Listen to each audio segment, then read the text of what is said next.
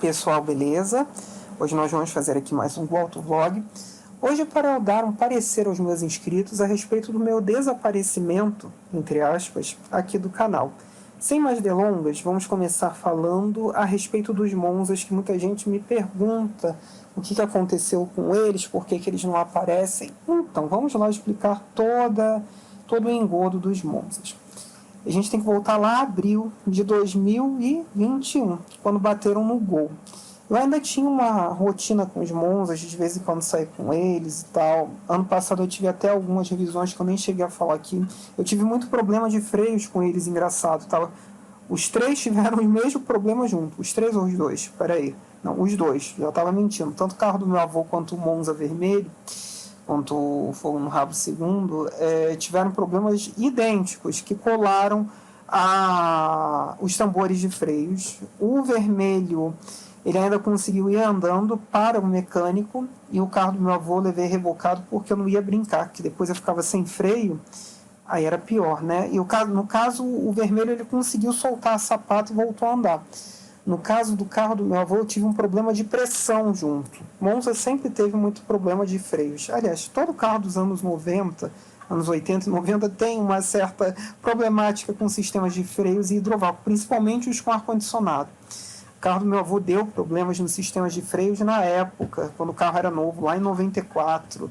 Tem até nota fiscal do serviço que foi feito, que ele ficou sem freio na Barra da Tijuca, numa época que a Barra da Tijuca não tinha nem praticamente gente nenhuma morando, não existia celular no Rio de Janeiro.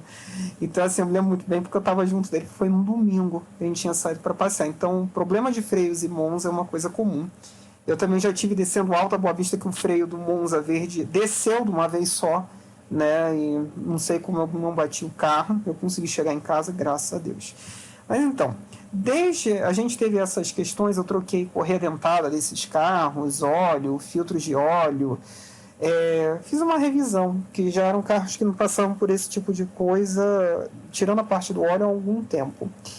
Porém, o que aconteceu? Quando eu ia começar a utilizar esses carros um pouco mais, aconteceu o acidente do Gol, né, que bateram no Gol, aquilo deu um engodo, principalmente o desgaste por conta da confusão e da discussão na hora, né?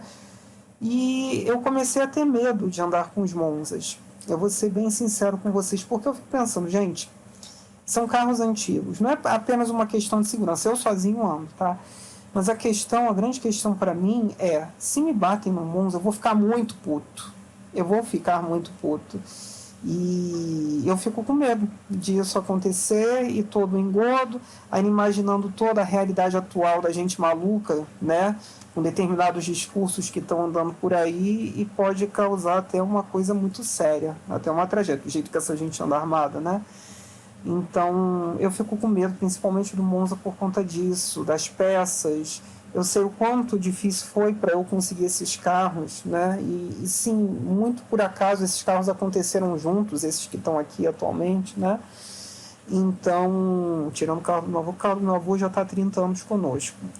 Então, assim, eu fico com muito medo de usar esses carros no dia a dia e me questiono muito de continuar os mantendo. Tudo bem que eles não me dão prejuízo, porque a manutenção é ridiculamente barata, a manutenção de IPVA não existe praticamente.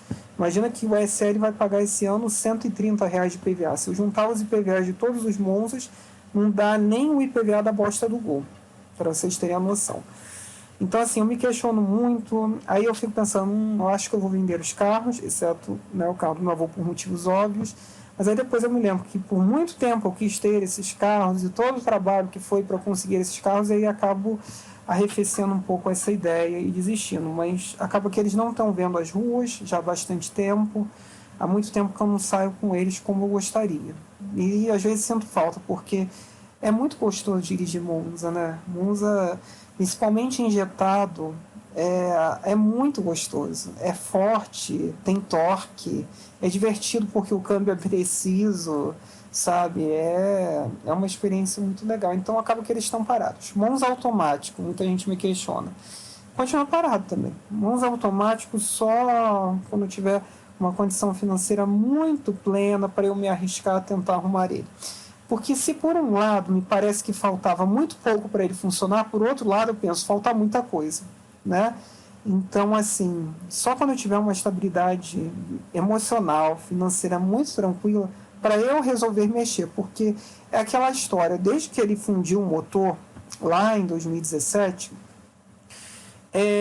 que eu acabei optando, ao invés de consertar o motor dele, adotar os outros dois Monzas que vieram, que foi o cinza e o vermelho. Porque pelo preço que eu ia fazer o motor dele, aqueles carros custaram a mesma coisa, então eu acabei não fazendo. Né? Aí teve a questão da troca de motores, eu ainda até hoje estou enrolando para regularizar ele, então assim, ainda tem muito pano para manga. Muito pano para manga mesmo. Um dia ele vai voltar a funcionar, mas não sei quando. E assim, vocês vão falar, nossa, então você deveria vender porque os carros estão todos parados se destruindo. Não, eles não estão parados se destruindo, eles estão bem guardados, estão todos armazenados para o dia que eu tiver com paciência arrumá-los. Até porque uma questão que tem me chamado a atenção com toda essa inflação dos carros é que esses carros começaram a ganhar valor.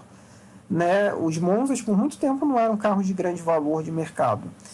E hoje você não acha tipo um Tubarão bem conservado por menos de uns 14, 15 mil reais. Se eu falar que o meu Tubarão ele custou 7 mil reais, muita gente não acredita. Tudo bem que ele tem 366 mil quilômetros. Não vão esperar que um carro de 30 anos de idade praticamente vai ter uma quilometragem baixa. Isso é muito raro, né? Mas é um carro autêntico, então foi barato. O SL foi o mesmo preço e é um carro de 70 mil quilômetros. Um SL como aqueles dali, eu paguei 7 mil na época, hoje é um carro de 20, 21 mil reais por conta da raridade. Então é algo que está valorizando também e é de uma manutenção fácil. No dia que me der na telha de eu voltar a usar os carros, só fazer uma revisãozinha simples, direta e pá, pum. A questão que eu falei a respeito da venda dos carros é porque também existe uma outra questão. Falei da questão do Gol e tal, mas porque eu me sinto preso. Isso começa a gerar um senso de responsabilidade muito grande. Eu fico imaginando gente que tem coleções de, sei lá, 300 carros, como a gente conhece aqui, que eu não posso citar o nome, que eu acho até legal de ver e tudo, mas aquilo é uma loucura para mim pensar na manutenção daquilo. Não é apenas a questão da manutenção financeira, mas a manutenção da responsabilidade de você ter todo aquele patrimônio, ele está funcional, você toda hora tem uma coisa para manter, é muita coisa, sabe? E você não poder se despender por muito tempo desses veículos, né? Porque senão vai dar mais problema do que outra coisa. Então, assim, eu fico, a questão da venda eu também fico muito me posicionando nesse aspecto, né? Porque é uma responsabilidade a mais em cima de mim. E eu não sei, o momento que eu vivo hoje, eu não queria ter nada me atendo. Eu não gosto mais de ter coisas me prendendo. Eu nunca gostei. Tanto que quando eu falava lá da época do Clio, quando eu me libertei de coisas de financiamento por conta do Logan, foi a coisa melhor que aconteceu na minha vida naquele instante. E até hoje essa retórica na minha vida é uma constante. Eu não gosto de me sentir preso e hoje eu me sinto muito preso por conta desses carros. Bom, então aqui a gente já respondeu dos Monza, agora a gente vai responder por que, entre aspas, do abandono do canal. O canal não foi abandonado. É como eu acho que eu falei em algum vídeo aí anterior, que eu ia reaparecer esporadicamente para relatar o que aconteceu. Os Monzas não está acontecendo nada de nada. O Gol está quebrado, tá? O Gol está quebrado. 2 mil reais de manutenção no passado, não andou nem 200 quilômetros, está parado. E eu não vou consertar. Eu estou puto com o carro. No momento eu vou consertar e vou tacar ele para escanteio. Mas, como as coisas forem acontecendo de fato, por exemplo, com 308, as manutenções do tempo que eu tenho ele, eu vou ir postando. Eu não vou, tipo, para um test drive, porque os carros não têm me causado emoção. Seja a questão da dificuldade financeira por conta dos aumentos sucessivos dos valores dos carros, porque estão pela hora da morte. Tá? É uma coisa assim, absurda o preço que determinados carros estão atingindo. Né? Não tem um carro que eu compraria novo hoje, nem muitos usados, até os usados estão pela hora da morte, porque é uma questão natural, as pessoas não têm grana para comprar o carro novo, passam para o usado valoriza. No caso do meu carro mesmo, o carro em 2017, tem um rapaz que fica comentando, eu queria comprar um 308, não sei o que, desculpa querido rapaz, porque eu esqueci do seu nome, mas eu sempre vejo seu comentário. E é um fato, ele era um carro de 50 mil reais no final de 2019. Hoje é um carro de 70 mil reais. Eu não acho justo, tá? Não é porque eu tenho carro. Tem muito idiota que é assim, né? Ai, que bom que o meu carro valorizou. Que legal, meu carro tá ficando velho e tá valorizando. Não, isso é muito ruim. O carro tem que desvalorizar naturalmente, porque você está perdendo o poder de compra do mais novo. Se seu carro valorizar e o restante todo não valorizasse junto, aí é legal. Porque aí seu patrimônio está valorizando, você vai conseguir comprar uma coisa melhor ou mais nova, né? Mas não é isso que está acontecendo. Então isso é muito ruim, isso é péssimo, péssimo, péssimo. Então, assim, eu tenho sentido muito pouco tesão por conta disso nos carros. Eu tenho me distanciado cada vez mais e mais. Eu não tenho frequentado o YouTube, eu só frequento assim, tipo, fiz um videozinho, alguma coisa assim de um story, o carro mudou a quilometragem, aí eu posto aqui no YouTube para vocês verem, né? E só entro para isso. Eu não tenho assistido vídeo, inclusive, por exemplo, tem muitos produtores de conteúdo me deixaram muito triste com o posicionamento deles, muito triste. Tem muito produtor de conteúdo que era um produtor de conteúdo de alta qualidade, colocando a culpa no aumento dos carros no consumidor. Não é culpa do consumidor exigir o direito à segurança. Segurança não pode ser tipo um luxo. Segurança tem que ser obrigatoriedade, entendeu? Se tem uma coisa que evita um acidente, que evita uma morte, que evita você ficar numa porcaria de uma cadeira de rodas, tem que vir de série. Entendeu? Aí vem os bonitinhos, a culpa é de vocês que estão querendo carros cada vez mais completos. O carro simples morreu. Se fosse por isso, em 2014, 2015, que a gente começou a ter carro seguro, os carros seguros seriam absurdamente caros ao invés das carroças. Se pega um Up, em 2014, um Up custava tanto quanto uma bosta de um Gol G4. O Gol G4 é um lixo de carro comparado ao Up. Aliás, o Gol G4 é um lixo, porque eu peguei uma raiva de Gol. Mas, assim, o Up é de uma superioridade técnica e de construção absurda. E custava a mesma coisa. Então não venham com essa palhaçada de falar que a culpa é do consumidor de exigir um nível de segurança. Você pega, por exemplo, o caso do Fiesta da época. Não estou aqui condicionando a durabilidade e confiabilidade do carro.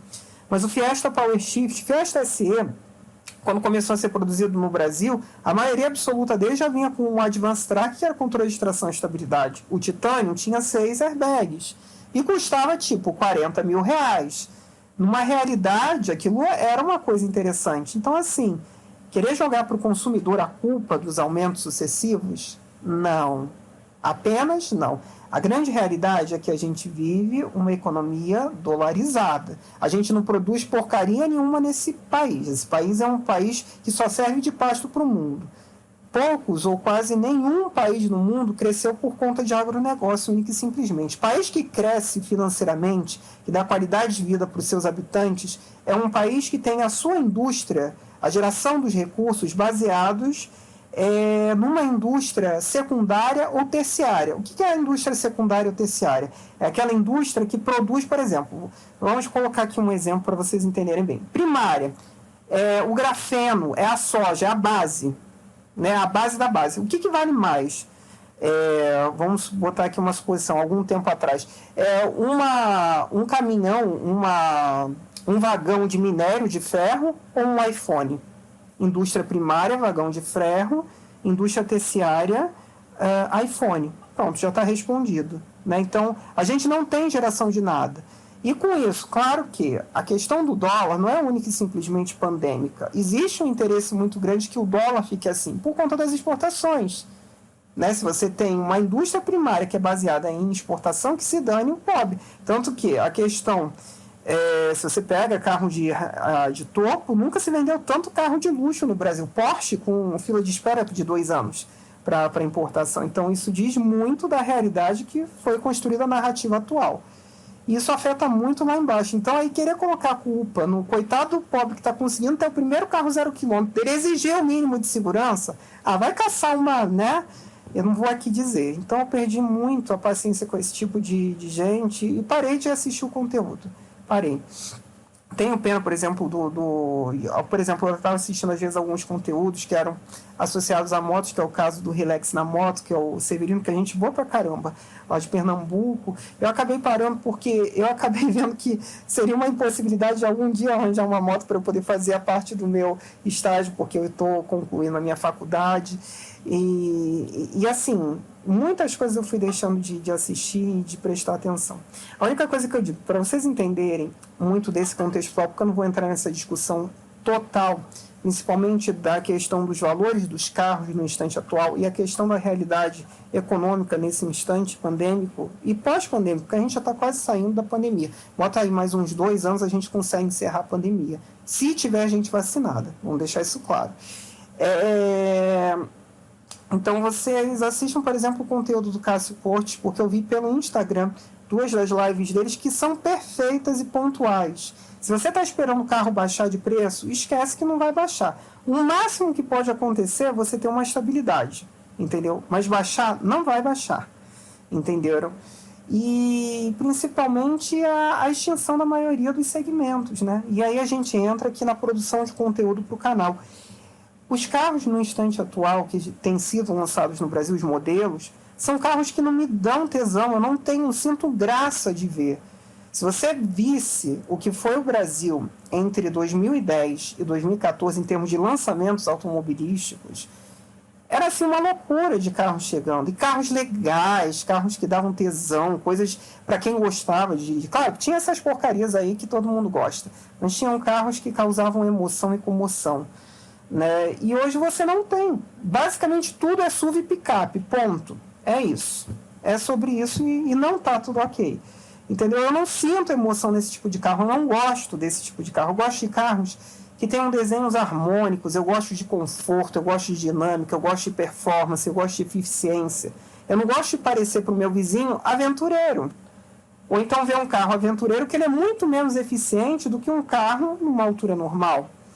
Entendeu? Então, assim, é muito grandioso. E claro que a questão do SUV e da picape, elas estão intrinsecamente associados com as questões do pensamento atual, principalmente em terras brasileiras, que você tem que parecer bruto, que você tem que parecer mal, sabe? Então, o que o SUV é? Impor respeito, impor medo. Não é parecer sensual, não é parecer bonito, não é parecer esportivo, é impor medo pelo tamanho. É único e simplesmente isso. Tive a grade 308 quebrado por uma merda de uma picape no ano passado. Deixa eu ver se eu lembro mais coisas. Tive também o raio do Gol, quando ele foi batido, também foi por outra picape. Então, assim, eu tenho pegado raiva desse tipo de veículos. Então, não tem nada que me ofereça tesão. Não tem motores revolucionários, interessantes chegando. É tudo a mesma coisa, tudo sem graça, tudo sem personalidade, nada com uma perspectiva legal. Então, assim, eu tenho perdido demais o tesão nos carros. Cada vez mais e mais e mais. E é por isso que eu não tenho postado conteúdo praticamente nenhum ou nenhum conteúdo. Inclusive, testei esses últimos lançamentos, que foram o Compass e a Toro com 1.3 Firefly Turbo, que é um motor interessante, a Pulse, né, com motor 1.0 Firefly Turbo, que eu estava curioso do motor, vibra mais ou menos, né? Mas é um motor interessante. O carro em si eu não gostei, mas o motor é interessante, ainda mais porque é um largo levantado, né? Tive agora, nesse último final de semana, foi o último final de semana com um Creta novo, porque muita gente não gostou do desenho do Creta, mas eu particularmente achei uma coisa com muita personalidade. A minha mãe adorou o carro, esteticamente, foi testar o carro, passou raiva. Que a gente está acostumado com um determinado nível de desempenho, você entra no 1.0 turbo, não é que seja fraco, mas isso é muito broxante quando você sai de um carro com, sei lá, 50, 60 cavalos a mais, e a gente tem que considerar isso, né? E como eu não tenho dirigido o Gol, isso fica mais impactante, porque o Gol estava acabando por fazer um meio termo, né, entre realidade e o 308, que é muito fora da realidade da maioria, né? Inclusive, essa é uma das questões a mais. Eu não estava fazendo vídeo porque eu não estou tendo o meio termo nesse instante. Mas assim, a maior parte é porque não tem carros que deem emoção, que causem comoção. Imagina que o Creta 1.0 Turbo que a gente foi dirigir, que eu não sei qual era a versão, eu sei que era a versão de entrada, R$135 mil. Cara, R$135 mil, há 10 anos atrás, você comprava uma BMW intermediária. Você quase chegava num 328, você pegava uma 320i média, você pegava um Mercedes C200. Mercedes C200 eu sei porque isso em 2014 você pegava um Mercedes C200. Em 2016, a gente já estava no princípio da crise, ou na intensificação da crise, você ainda pegava com R$135 mil Um Passat, né? Um Passat dava para você pegar o Comfortline, que era a versão de entrada, porque tinha as duas versões na época. Em 2018, aí você já pegava um sedã médio, mas ainda eram carros que davam tesão, davam graça, né? E agora você não pega nada, isso é tudo SUV, SUV, SUV, SUV. Aí muita gente vai falar, mas os SUVs evoluíram como carros? Né? Sim, os SUVs evoluíram, mas se você pega um carro equivalente ao SUV da mesma época, da mesma era de construção e projeto, você vai ver que o carro de altura normal, ele é muito melhor do que o SUV. Entendeu? Muita gente vai falar, por exemplo, o Compass, que é um grande exemplo. Então você pega um Compass, né? E compara com a dinâmica. Um Compass tem uma dinâmica boa para um SUV. Você pega um Corolla da mesma geração, Corolla sedã, não a droga do Corolla Cross, aquele cacareco, e compara com o Compass, é surreal a diferença em termos dinâmicos entre um carro e o outro. Né? Então, os SUVs evoluíram e os carros evoluíram muito mais ainda. Então, assim, é muito diferente. Mas, enfim, então, esses foram os principais motivos do meu distanciamento. Também não vou compactuar com uma plataforma que desvaloriza o conteúdo. Eu não estou dizendo que o meu conteúdo é o pica das galáxias, porque definitivamente não é. Mas eu acho que tem muita gente que produz conteúdo muito bom dentro dessa plataforma aqui e não é valorizado. O que é valorizado? O bonitinho que bate e pega, o bonitinho que destrói carro, o bonitinho que só fala bosta. E é isso. Então eu não vou dar corda para uma plataforma assim. Eu pago meu servicinho de streaming, assisto aquilo que eu quero assistir, e sei lá vi. E segue o jogo. Quem acaba perdendo é a plataforma. Sei que a maioria não pensa dessa forma, continua mantendo, né, o contato com esses tipos de conteúdo. Mas, enfim, eu acho que aqui eu resumi um pouquinho o dos porquês do meu sumiço, expliquei o desaparecimento dos Monzas, né, expliquei tudo que tinha que ser explicado. Mas a gente vai continuar produzindo conteúdo, sim, muito esporadicamente, sempre que tiver alguma novidade do 308, porque acabou que isso daqui ficou como um diário do 308, né, das coisas que aconteceram a ele. Inclusive, já digo que tem 1 ou 2 vídeos que eu devo fazer, que eu não fiz ainda, que são dos 4 anos do 308 comigo, que eu vou relatar tudo o que aconteceu e o que não aconteceu com ele. Tem os 4 anos, não, tem o vídeo falando a respeito dos pneus de novo, porque a gente já vai para 15 mil quilômetros com esses pneus. Essas coisinhas assim, né? E aí eu vou ver se eu gravo e mando aqui pro canal para vocês, tá bom, pessoal? Então é isso. Valeu!